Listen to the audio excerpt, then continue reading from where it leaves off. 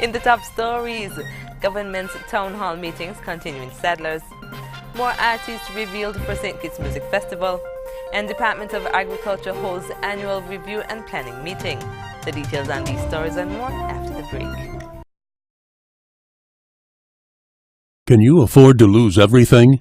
In times of uncertainty, ensure you have the security of Quartz Payment Protection. When you shop with Quartz Ready Finance Gold or Ultimate Plan, if you lose your job after 6 months of making payments, our redundancy coverage ensures that the payment on your account continues for up to 12 months. Don't risk losing everything. Shop with Quartz Ready Finance and get the payment protection plan that protects you against redundancy, disability, death, and loss of item due to natural disaster, fire, flood, or theft. Quartz Ready Finance with payment protection. Quartz, bringing value home.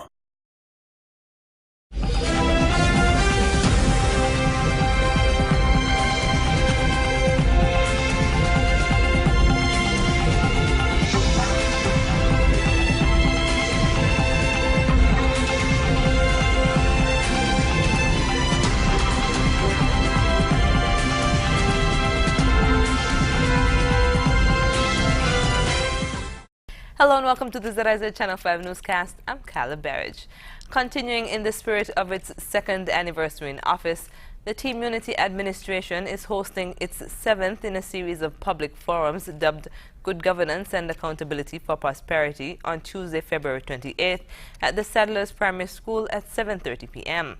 Prime Minister Dr. Honorable Timothy Harris will be joined by Attorney General Honorable Vincent Byron, Minister of Public Infrastructure Honorable Ian Liburd, and Minister of Human Settlement Honorable Eugene Hamilton, who will give an account of their stewardship in bringing about the prosperity agenda for the people of the Federation of St. Kitts and Nevis.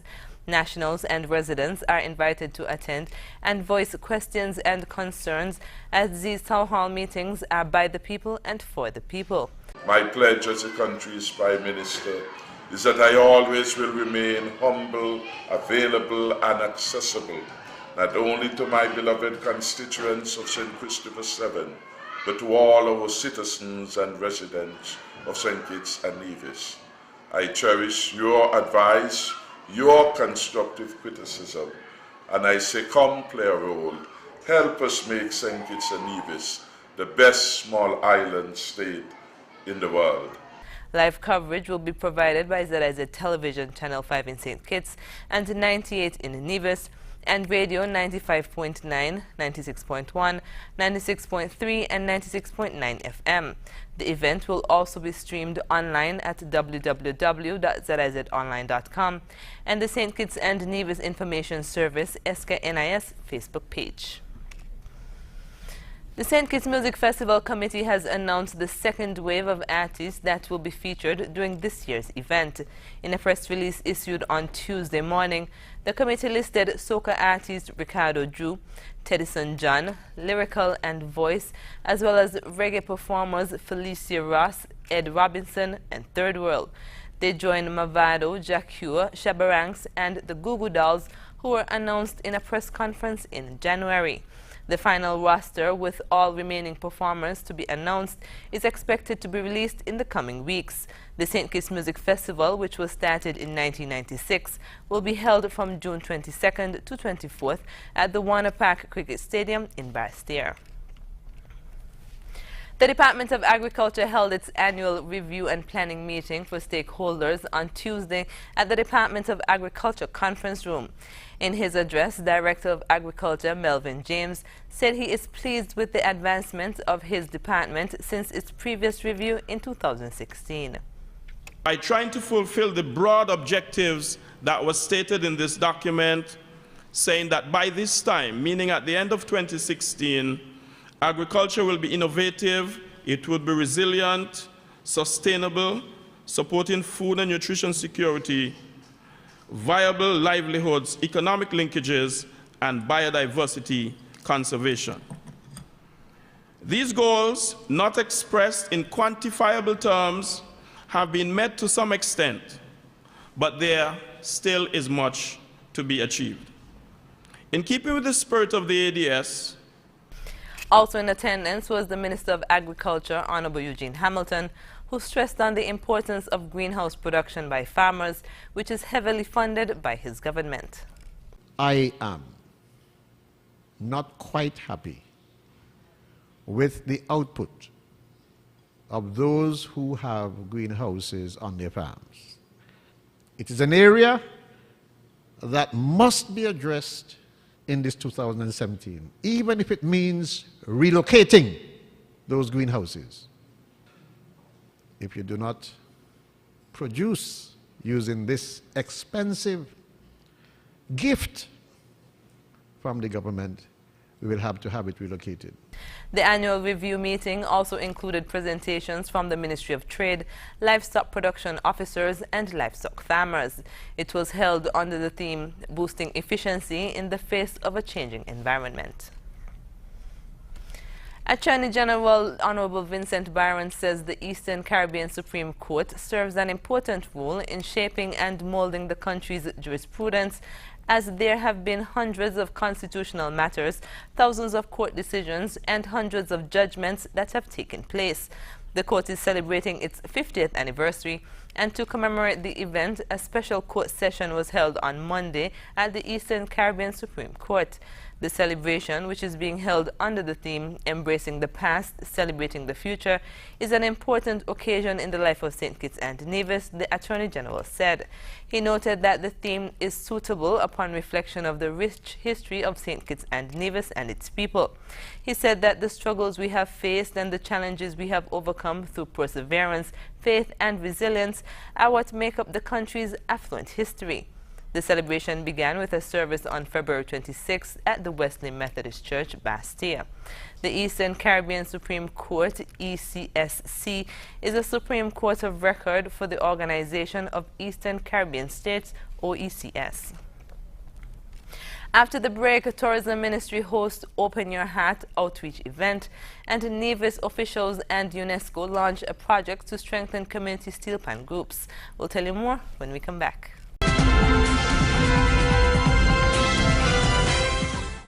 As part of its one-year anniversary celebrations, the Heart of St. Kitts Foundation held a Port Zante outreach event on Tuesday as part of its fundraising initiative. Zarazet spoke with Sustainable Development Tourism Specialist at the Ministry of Tourism, Annette Escobar, who explained why the organization decided to host the event. We're celebrating the first anniversary of the Heart of St. Kitts Foundation, and that's an entire week of events. And today and tomorrow we're doing outreach on Port Zante. So we're really trying to raise the awareness for both locals and business owners, as well as the tourists coming on and off the cruise ships, and hopefully raising some funds to support those local projects around the island. She also explained why it was important for persons to participate in the Heart of St. Kitts week of activities. The reason that people should participate in the Heart of St. Kitts Week is that the foundation their whole goal is to make St. Kitts a better place to live and experience. And that's good for everybody. For locals, business owners, tourists, everyone benefits from this. And we are focusing on projects as close to the hearts of the locals and the community members. And that's who we're really working to support. So by joining the events of the Heart of St. Kitts Week, by going to the partner restaurants, by coming out to the outreach, the beach cleanup, the sunset cruise, what you're really doing is leaving a legacy on St. Kitts. The week of activities continues with the branding of the Black Rocks bus stop in Bellevue on Thursday. The Heart of St. Kitts one-year anniversary activities are being held under the theme, Open Your Heart, Leave a Legacy. The Premier's Ministry in Nevis is partnering with UNESCO in a project entitled Development and Sustainability of Community-Based Steel Pan Groups. Assistant Secretary in the Premier's Ministry, Kevin Barrett, said that the project will run over 3 weekends, and is the brainchild of Premier of Nevis, Honorable Vance Amory. Funded by UNESCO, the Premier's Ministry put together a committee to spearhead the project, which comprises of music teacher Rohan Claxton, who is coordinator of the project, Dominique Honders, Secretary, Tracy Paris, Community Liaison Officer from the St. George's Parish, Zanella Claxton, Director of Youth Development, Eric Evelyn, President of the Empire Sports and Social Club, and Keith Scarborough from the Nevis Cultural Development Foundation. The first phase of the project was launched on Thursday at Bath Hotel with a steel pan training workshop for over 20 young persons. The group will be taught various techniques in playing steel pan and overall development in terms of how to teach the steel pan. At the end of the training, the Gingerland community will be the first to benefit from training to form a community steel pan group. Students of various schools now have a better understanding of sustainable tourism and how it impacts St. Kitts, thanks to a tourism education awareness program organized by the Ministry of Tourism. Permanent Secretary in the Ministry of Tourism, Carleen Henry Morton, said her ministry has taken a people-centered approach to tourism sector development with emphasis on service training and education. The Permanent Secretary also said it is important that they do all in their power to engage the youth, as they will be preserving and safeguarding the industry for future generations. Once a week, the class learns different aspects of tourism as part of the ministry's Tourism Education Awareness Program. The Tourism Education Program is currently taking place at the Sandy Point Primary School, the Dr. William Connor Primary School, Bastia High School, and the Advanced Vocational Educational Center, AVIC. Coming up, thousands of Haitian migrants stranded at the U.S.-Mexico border. The details when we come back.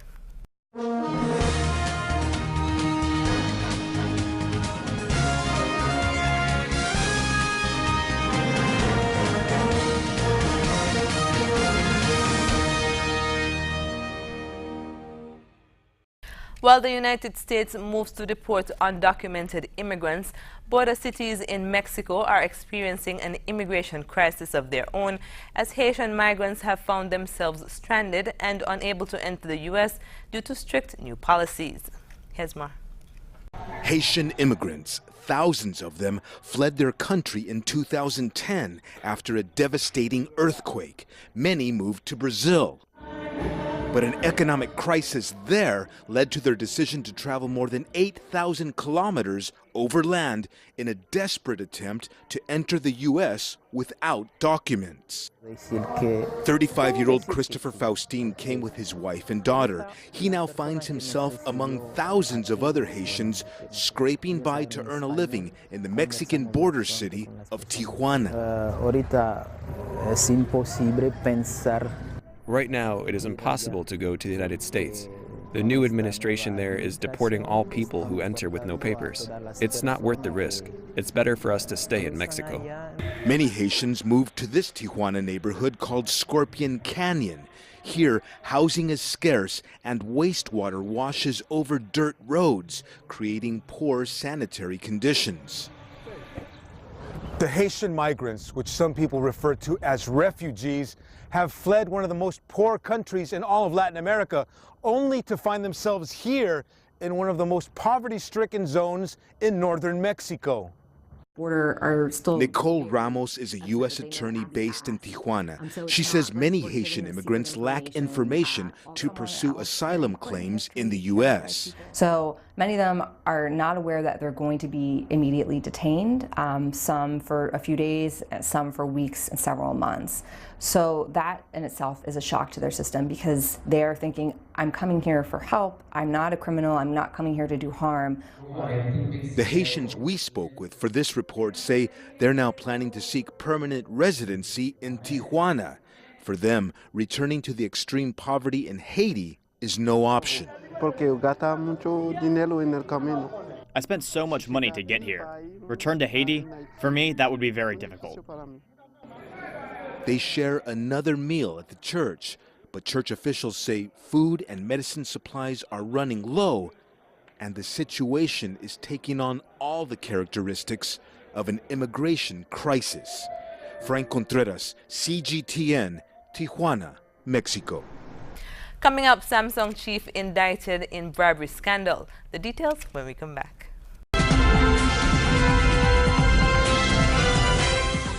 Hello and welcome to another edition of Upfront. With me in the studio is Chanel Charles, and Chanel is the Senior Gender Officer responsible for the Women's Empowerment Platform. How are you? I'm good, thank you. It's a pleasure having you. Okay, so you're here to speak with us about International Women's Day. Yes. Okay, so can you tell me what exactly is International Women's Day and what is that specific day all about? Okay, International Women's Day is celebrated annually each year, and it's normally on the 8th of March. Last year, our theme was Pledge for Parity, and this year the theme would be Bold for Change. You know, in the community, you know, women are not, you know, recognized as much as we would like them to be recognized for the stuff that they do in the community and our country at large. So it's a day where we celebrate, you know, we celebrate women, as I would say. What exactly inspired that theme? Be bold, what does that mean? Before, I would say that women would stand back in the background, but be bold, come out, stand out, you know. The things that you wanted to do before, you can do now. You can be anything you want to be as a woman. You could be a prime minister now, you know, in Barbados or in the Caribbean countries, there are women now that standing out as prime ministers, you know, doctors, you know, anything that you want to be. I think we can be. And go for it. And go for it. That's right. You better include me, girl. I know. Okay, so tell me, you guys should be having activities to commemorate this day. Yes. We would start off the month of March with a church service, you know, which is most important, you know, God, to include in everything that we do. We would also have on the 8th, that's when we celebrate International Women's Day. We would have a award ceremony where we pick, you know, women from different categories, for example, like construction, law, and we would award them for over the years for the things that they have done and the community service. I like that. Me too.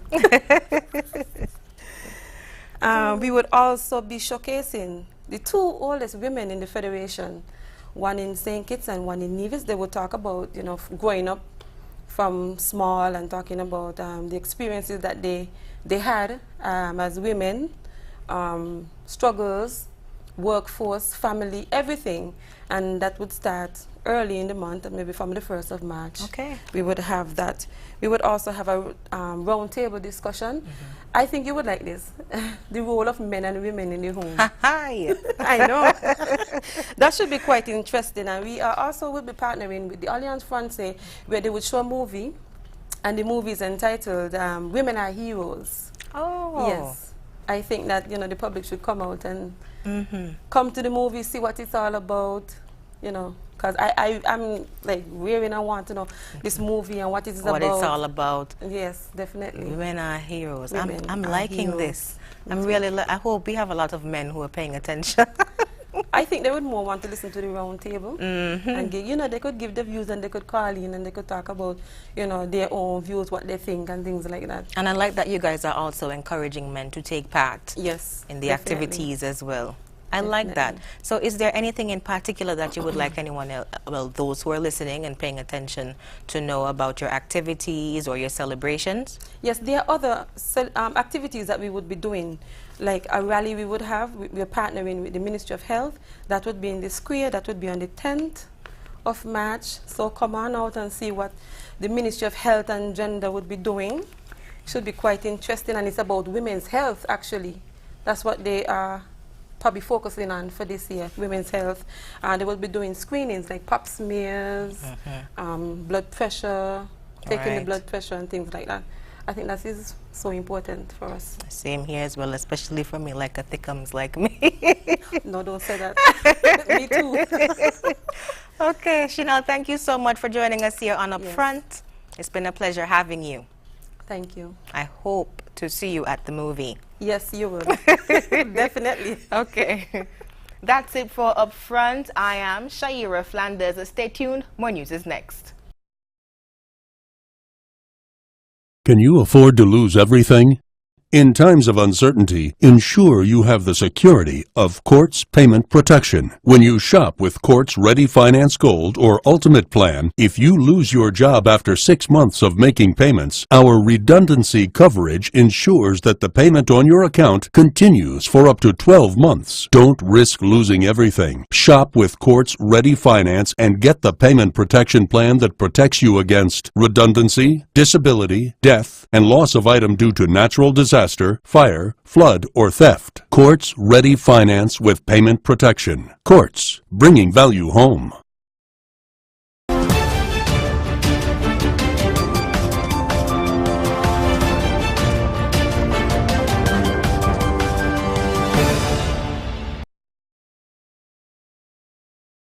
South Korean prosecutors have charged the head of Samsung Group with bribery and embezzlement.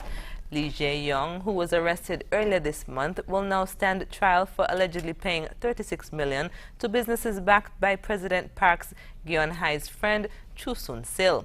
Al Jazeera's Harry Fawcett reports from Seoul. 12 days after Jae Lee, South Korea's most powerful business figure, was taken into detention, he faces the prospect of many months in a cell, awaiting trial for bribery, embezzlement and perjury. On the last day of their sprawling investigation into South Korea's presidential scandal, special prosecutors named Lee among 17 people to be newly indicted. The prosecutor's spokesman said Lee, along with 4 other senior executives, would be indicted on charges including bribery, aggravated economic crime, embezzlement, hiding money in properties abroad, and concealment of criminal proceeds. Lee and his fellow executives are accused of approving payments of $36 million to foundations and companies linked to Choi Soon-sil to win government backing for a crucial merger. Choi, a longtime friend of the president, is currently on trial for bribery, coercion and abuse of power. Samsung Electronics says it made the payments but calls accusations of bribery, quote, groundless. And it's announced the disbanding of its Future Strategy Office, which, combined with complex cross-shareholdings, has allowed the founding family to control the giant conglomerate, or chaebol. It says Samsung affiliates will now run autonomously. Until now, their power has been strictly limited. Those kind of limitations are not imposed by the legal or corporate law kind of thing. It is imposed by the kind of unofficial cultural thing called the chaebol. This all matters so much here because Samsung matters so much to the national economy. Its electronics division accounts for about 20% of South Korea's exports. In the past, Jae Lee's father was granted a presidential pardon after being convicted of a financial crime in the national interest. Even though impeached, the current president, Park Geun-hye, continues to enjoy immunity from prosecution.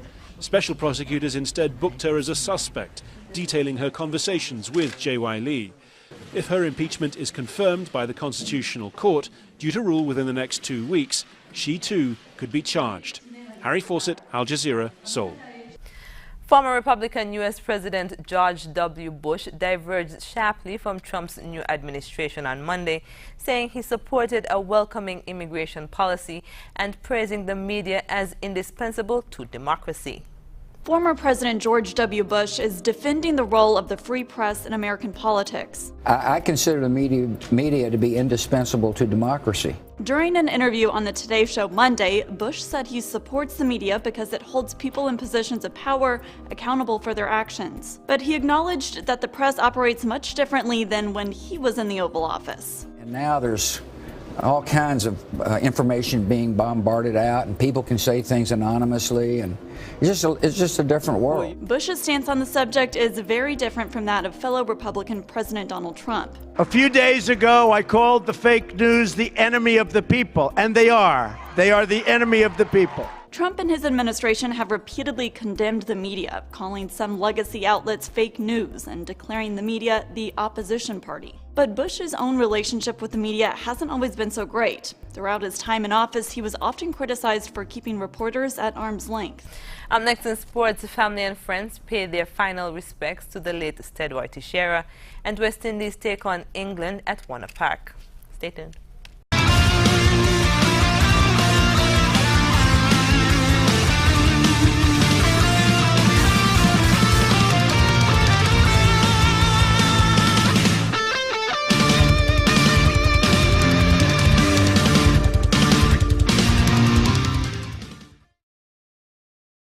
Students, teachers and friends joined family members on Tuesday afternoon at Warner Park for the funeral service of teacher and sports official Stedward Teixeira.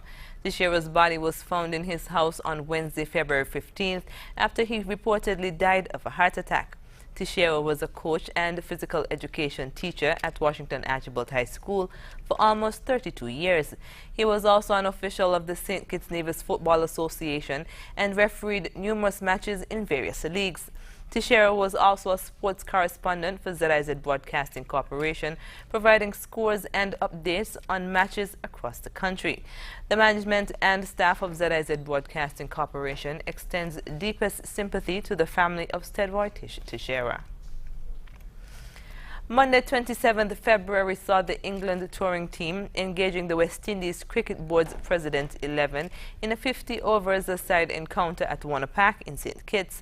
The home team won the toss and elected to bat first and were off to a solid start, with Kyle Hope and Monson Hodge playing securely to take them to 41 for no loss. Then it happened. Hodge flicked at Plunkett only to see the leaping fielder, a short backward square, take a superb catch. From 41 for no loss, it soon became 55 for 5 as the incoming batsmen made a steady procession to and from the pavilion. However, skipper Jamal Hamilton was joined by his vice-captain Rakeem Cornwall, and the pair not only set about to repair the damage, but did so with some authority, with both hitting huge maximums and turning over the strike with some degree of ease. Later, Kyle Myers also stayed around with his captain for some time to help to get the total over the 200 mark. England lost opener Sam Billings early in the chase, and at 11 for 1, it was still anybody's game. However, Johnny Bairstow and Joe Woot came together in a decisive partnership of 111 runs, but when Woot was caught behind, it triggered a slide which saw 6 wickets falling for 49 runs, and the home team was cock-a-hoop. Chris Wokes then played a cameo which took the game away from the home team and got them to victory with just 7 balls remaining. The scores: WICB Presidents 11 233 off 48, England 234 for 8 off 48.5 overs. A Baltimore Ravens player was arrested Sunday morning on drug charges. More in this report. Baltimore Ravens safety Matt Elam was arrested Sunday morning on drug charges. Elam was booked at the Turner Guilford Night Correctional Center in Miami on charges of possession of more than 20 grams of marijuana and possession with intent to sell or deliver. He also was charged with reckless driving. Elam was initially pulled over for reckless driving and was found with 3 grams of oxycodone and 126 grams of marijuana in his car. Elam is currently being held on a $15,500 bond. When we come back, we'll have another look at the stories that made the headlines.